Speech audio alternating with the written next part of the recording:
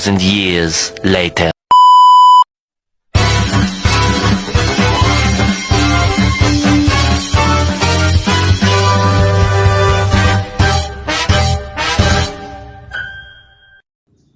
Materi pertama yaitu pengantar hukum administrasi negara. Hukum administrasi negara adalah cabang hukum publik yang mengatur kewenangan, tindakan, dan hubungan hukum antara pemerintah dan warga negara dalam menyelenggarakan pemerintahan.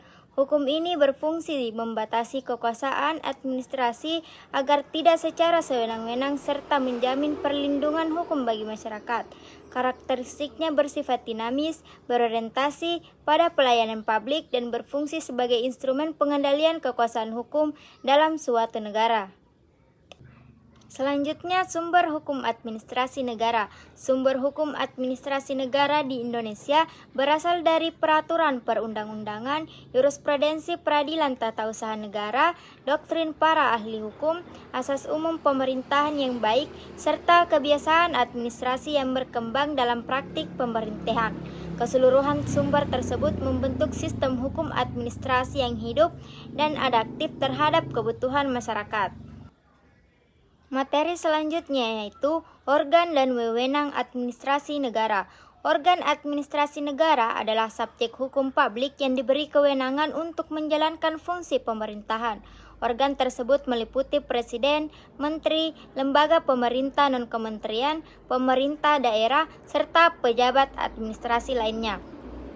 Wewenang yang dimiliki organ administrasi negara merupakan kekuasaan hukum yang harus bersumber pada peraturan perundang-undangan. Struktur kewenangan terbentuk melalui atribusi sebagai pemberian wewenang asli oleh undang-undang, delegasi sebagai pelimpahan wewenang disertai tanggung jawab, dan mandat sebagai pelimpahan kelaksanaan tanpa pengalihan tanggung jawab. Fungsi utama organ administrasi negara adalah menjalankan kebijakan publik, memberikan pelayanan kepada masyarakat, serta menjaga ketertiban dan kepastian hukum. Selanjutnya, tindakan pemerintahan. Tindakan pemerintahan adalah segala perbuatan yang dilakukan oleh organ administrasi negara dalam rangka menjalankan kewenangannya. Tindakan tersebut dapat dibedakan menjadi tindakan faktual, tindakan hukum, dan tindakan yuridis publik. Tindakan faktual merupakan perbuatan nyata yang tidak secara langsung menimbulkan akibat hukum. Sedangkan tindakan hukum adalah perbuatan yang menimbulkan hak dan kewajiban bagi subjek hukum. Terakhir, tindakan yuridis publik merupakan tindakan hukum yang dilakukan dalam ranah hukum publik seperti penerbitan keputusan atau penetapan administratif. Setiap tindakan pemerintahan harus memenuhi prinsip legalitas, proporsionalitas, dan kepatuhan terhadap asas umum pemerintahan yang baik. Selanjutnya, asas umum pemerintahan yang baik atau biasa disingkat dengan AUPB merupakan norma dasar yang menjadi pedoman bagi penyelenggaraan pemerintah dalam menjalankan wewenangnya. Adapun asas-asasnya dalam pasal 10 ayat 1 Undang-Undang Nomor 30 Tahun 2014 dijelaskan tentang AUPB, yaitu ada beberapa. Yang pertama, asas kepastian hukum. Kedua, asas kemanfaatan, asas ketidakberpihakan, asas kecermatan, asas tidak penyalahgunaan wewenang, asas keterbukaan, asas kepentingan umum, dan asas pelayanan yang baik. Selanjutnya, peraturan kebijakan dan diskresi. Peraturan kebijakan digunakan sebagai pedoman internal dalam pelaksanaan kewenangan pemerintah. Sedangkan diskresi memberikan ruang bagi pejabat untuk bertindak ketika peraturan hukum tidak lengkap atau tidak jelas. Penggunaan diskresi harus tetap berada dalam batas legalitas, bertujuan untuk kepentingan umum serta tidak bertentangan dengan peraturan perundang-undangan dan asas umum pemerintahan yang baik. Menurut Undang-Undang Nomor 30 Tahun 2014, diskresi adalah keputusan atau tindakan yang ditetapkan atau dilakukan oleh pejabat pemerintah untuk mengatasi persoalan konkret dalam penyelenggaraan pemerintah ketika peraturan perundang-undangan tidak mengatur, tidak lengkap, tidak jelas, atau terjadi stagnasi. Materi selanjutnya yaitu Keputusan Tata Usaha Negara atau KTUN. Pada pasal 1 ayat 7 Undang-Undang Nomor 30 Tahun 2014 menjelaskan bahwa keputusan tata usaha negara adalah ketetapan tertulis yang dikeluarkan oleh badan atau pejabat pemerintahan dalam penyelenggaraan pemerintahan.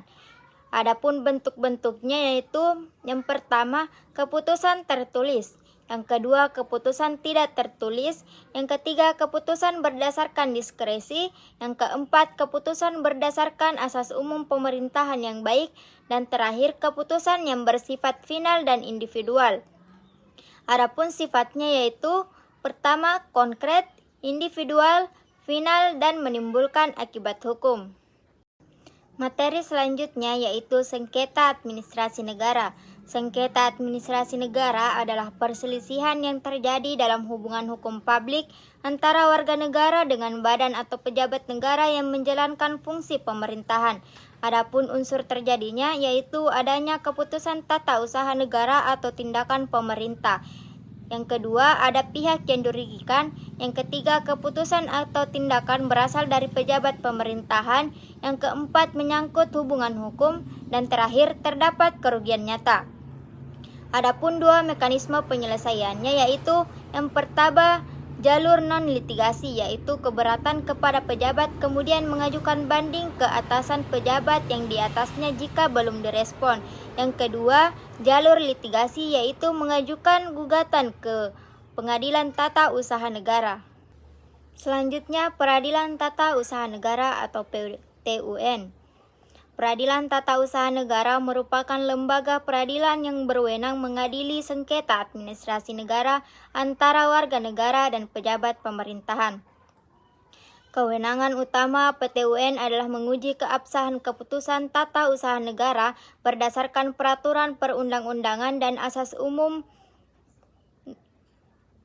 pemerintahan yang baik. Prosedur beracara di PTUN dimulai dari pengajuan gugatan, pemeriksaan kesiapan, persidangan hingga keputusan.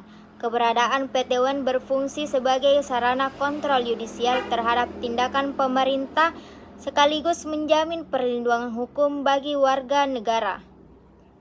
Selanjutnya, pengawasan terhadap administrasi negara.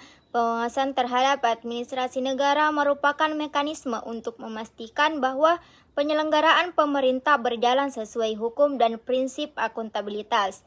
Pengawasan dilakukan secara internal melalui atasan langsung dan aparat pengawasan internal pemerintah, serta secara eksternal melalui lembaga negara seperti DPR, BPK, dan Ombudsman. Selain itu, masyarakat juga memiliki peran penting dalam pengawasan melalui pengaduan publik, partisipasi sosial, dan pengajuan gugatan ke Pengadilan Tata Usaha Negara. Pengawasan yang efektif berfungsi mencegah maladministrasi dan penyalahgunaan wewenang. Selanjutnya, reformasi administrasi. Reformasi administrasi adalah upaya sistematis dan berkelanjutan untuk memperbaiki dan menyempurnakan struktur, proses, dan budaya kerja dalam birokrasi politik. Adapun alasannya yaitu karena terdapat tuntutan masyarakat, tantangan global, perkembangan teknologi, dan efisiensi birokrasi. Materi terakhir yaitu good governance. Good governance merupakan konsep penyelenggaraan pemerintah yang menekankan pada transparansi, akuntabilitas, partisipasi masyarakat, dan supremasi hukum. Hukum administrasi negara berfungsi sebagai instrumen normatif utama dalam mewujudkan prinsip-prinsip good governance tersebut. Melalui pengaturan kewenangan, pembatasan diskresi, penerapan asas hukum pemerintahan yang baik, serta mekanisme pengawasan dan peradilan, hukum administrasi negara memastikan bahwa kekuasaan pemerintah dijalankan secara bertanggung jawab dan berorientasi pada kepentingan publik.